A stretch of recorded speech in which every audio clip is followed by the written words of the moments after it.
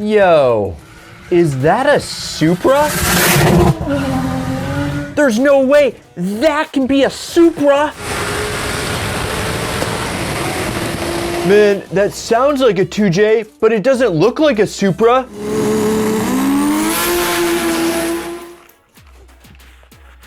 Holy shit, it's a Supra!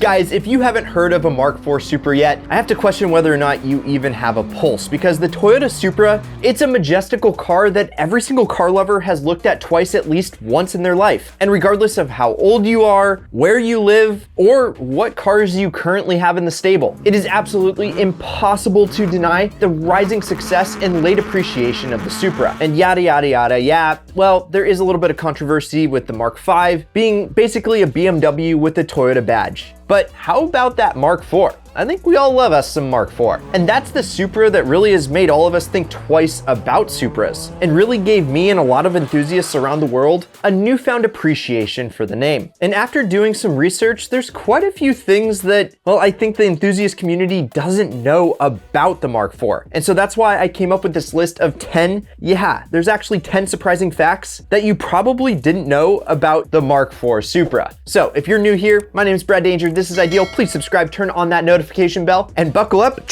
and let's go. Now, real quick, this video is brought to you by Skillshare.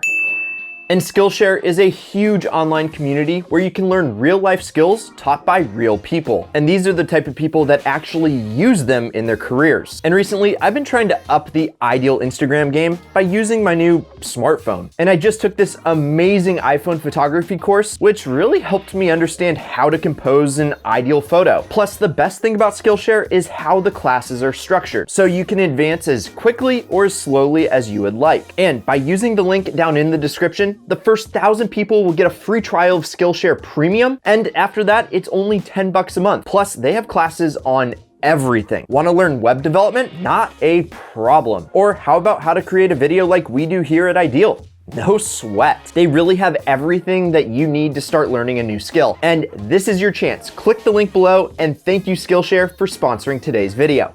Okay, so maybe this first one you already knew, but it's important that we mention it again. The Mark IV has shot up in value, like faster than a rocket. And North American spec examples are worth more than you can imagine. And yet JDM examples are still relatively affordable, and that's mainly because they're right-hand drive. And those minty left-hand drive examples, especially when mated with that twin-turbo 2JZ, ooh baby, let the anti-lag begin.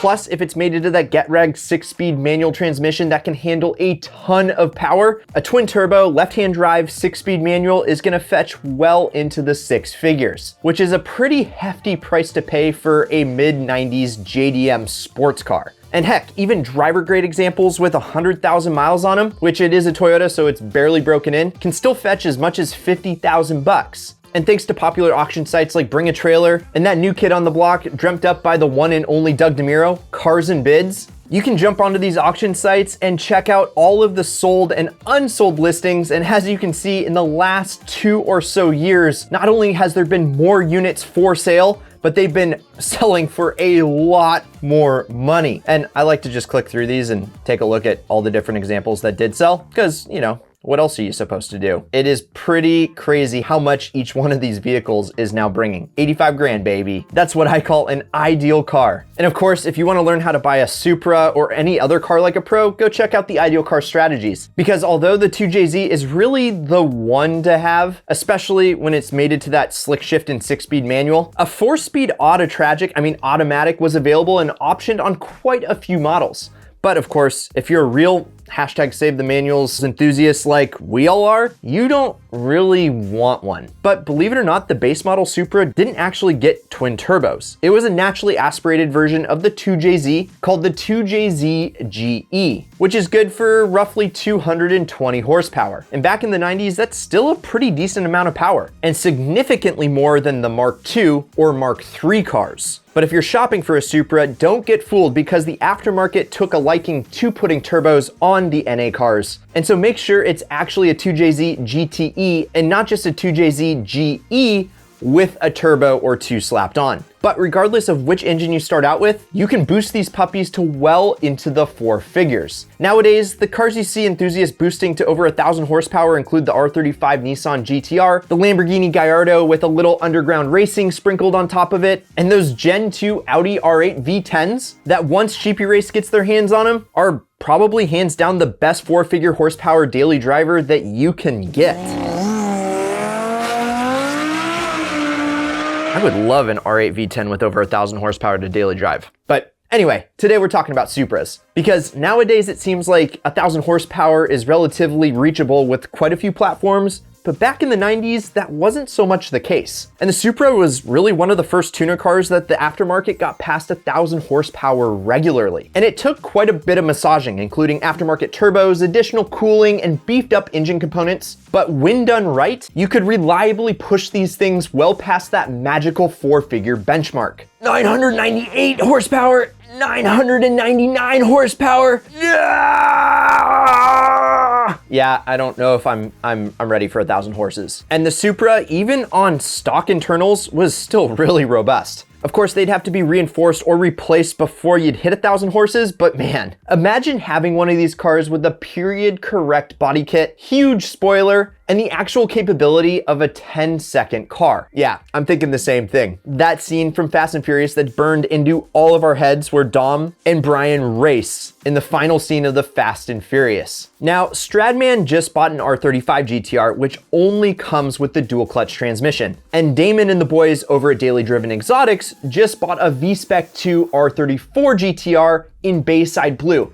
That comes with a magical 6-speed manual transmission. And did you know the Mark IV Supra, sold with a manual transmission, got a gearbox called the GetRag V160, made by transmission mogul GetRag? And this transmission was developed in the early 90s for the Mark IV Supra. And boy, oh boy, it was a great one. This gearbox was reliable enough to transmit ridiculous amounts of power. And the stock clutch and shifter combination in the Supra is straight up heavenly. And guess what? You can't have too much of a good thing, because later on, GetRag used the exact same gearbox in the R34 Nissan Skyline GT-R. And its robustness and overall reliability made it the choice transmission to mate to the boosted RB26 in the Skyline, which had many similar personality traits to the Supra's 2JZ. Because both cars, which were and still are direct competitors, ended up being known for having reliable and well-engaging and truly involving transmissions. Go figure. And I know a lot of us are still warming up to that new Mark V Supra, but that B58 engine, you gotta give it to them, because it's one of the best motors ever built. But so is the 2J. And I bet if I told you this next fact at a car meet, you wouldn't believe me, because I didn't believe it either until I looked it up. Because usually newer cars are bigger, they're fatter, they're heavier, and they just weigh more than cars from yesteryear. And while the 80s and 90s, yeah, they did have a downward trend in size compared to the land yachts from the 60s and 70s, it's pretty crazy to think that the Mark V Supra is not as heavy as the Mark IV. Yeah, the current Supra is 3,397 pounds, and it's 172.5 inches in length. And the Mark IV Supra, well, it's the heavyweight, because when it was last sold in North America in 1998, it was almost 10 inches longer, which I'm sure we could all get used to. And it was also heavier at 3,445 pounds. And the weight difference isn't as substantial as the physical size of the car, but it is kind of crazy to think that the Mark IV Supra, which has way less safety features baked into it, is actually a couple hundred pounds heavier. But if you put the two side by side, you can tell the new Supra looks and feels much smaller than the portly Mark IV. Although, looks-wise, I think I gotta give it to the Mark IV. And I bet you know that Toyota, well, you should know that Toyota has a luxury brand, Lexus. And if you're enjoying this video, hit that like button and please subscribe if you're new here, because the Supra actually has a more luxurious brother that was produced at the same time. Yeah, Toyota produced the Lexus SC300 and SC400 under their luxury wing. And these models had a somewhat usable rear seat that was made possible due to its 2+2 design. And the SC300 got a naturally aspirated version of the 2JZ. And while it was never offered with a twin turbo motor, the flagship SC400 got a 4-liter V8 shared with the king of the Lexus lineup and the infamous LS400. And I believe that motor is also in Squid's GX470, which if you like cheap overlanding, he is enjoying. And he says that motor's great, but it's no 2J. Okay, so the SC had sharp styling that has aged just as well and gracefully as the Supras. And at least as of now, it hasn't really seen any value appreciation anywhere near what the Supra has. And guess what? Some SC300s actually came with a manual transmission, which made them a very affordable alternative to the base Mark IV Supra. And if you haven't heard a straight piped SC400 with that glorious 1UZ V8, well, you're in for a new world. Man, maybe I should straight pipe Squid's GX behind his back. Should I? I think this next fact doesn't get enough attention because, well, a lot of cars can go fast, but to go fast around a track, you have to be able to brake and brake well. And the Supra Turbo had a very special braking system. It was a 4-sensor and 4-channel ABS system with yaw control. So essentially it had sensors on each caliper that controlled each corner individually, and it was inspired from Formula 1 cars. And because of this system, the Supra hauled to a stop from 70 miles per hour in just 149 feet, which is a record that was held from the time it was tested in 1997 until 2004, when it was broken by my dream car, the Porsche Carrera GT, which is a hypercar. And the CGT did it in 145 feet. So it barely broke the record. And that's what makes the Mark IV Supra such an incredible platform, because it's a Toyota that new didn't cost an arm and a leg, and it held a performance record that couldn't be bested for nearly a decade by all of the best in the industry. And then once it was a 6-figure hypercar that did it. And I know that we touched on this earlier, but it's worth mentioning the Japanese import Supras, you know, once they hit 25 years old and you can bring them into the US, they're just not worth as much as US spec cars. And because the Mark IV Supra started in the early 90s,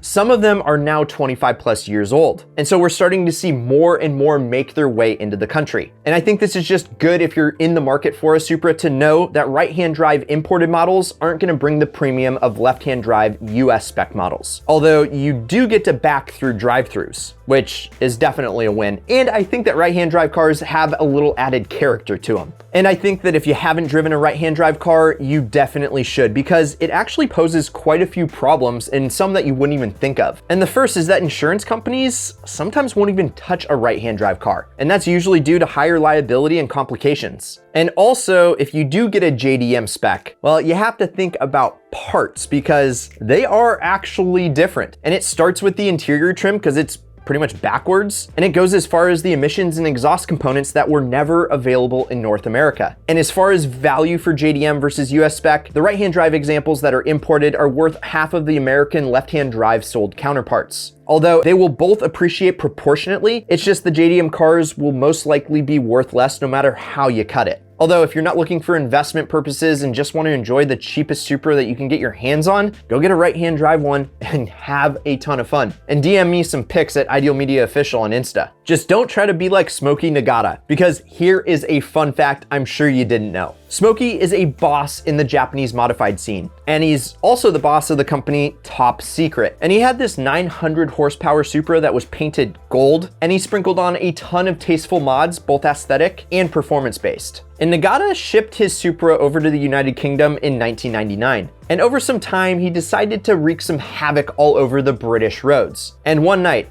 or should I say morning, at 4 a.m., he stepped on the go pedal and didn't let up until he hit 197 miles per hour. And guess what? The Popo 50 saw him, he got caught, arrested, and deported out of the country. But unofficially, this Supra to this day holds the record for the fastest speed reached on any British highway, which kids do not try at home, but all Smokey had to do was spend one night in jail, pay a £190 fine, and that's it. And if by now you're wanting a Mark IV Supra, which I'm sure you are because I'm salivating for one, something that's great news for everybody is that Toyota's performance wing, Gazoo Racing, God, I love that name, has announced that once again they're going to start making parts for certain heritage cars. And as prices for certain cult classics like the Supra continue to rise every single day, Toyota actually sees value in providing diehard enthusiasts an official way to keep their car on the road. Good for you, Toyota. And this dude, Shigeki Tomoyama, announced last year at the launch of the new Supra that many regular Toyota dealers will be able to order parts through the Gazoo Racing catalog for both the Mark III and the Mark IV Supra models. And what's awesome about Toyota offering these hard to get parts is that unlike other manufacturers, Toyota will be offering them in the US and Europe as well as their home country of Japan. And the Mark IV Supra catalog is going to start with headlights, door handles, brake boosters, and more. It's not everything, but it's a start. And now I gotta start looking for a Mark IV Supra because I really want one. Because these 10 super surprising facts about the Mark IV Supra are just a few of the reasons that make this the ultimate JDM tuner car. And let us know, and don't be shy, which one haven't you heard before below? Let us know in the comments, and did we miss one? Because we seem to do that from time to time. So let me know what I missed below. And if you're new here or you're a regular, thank you for supporting Ideal.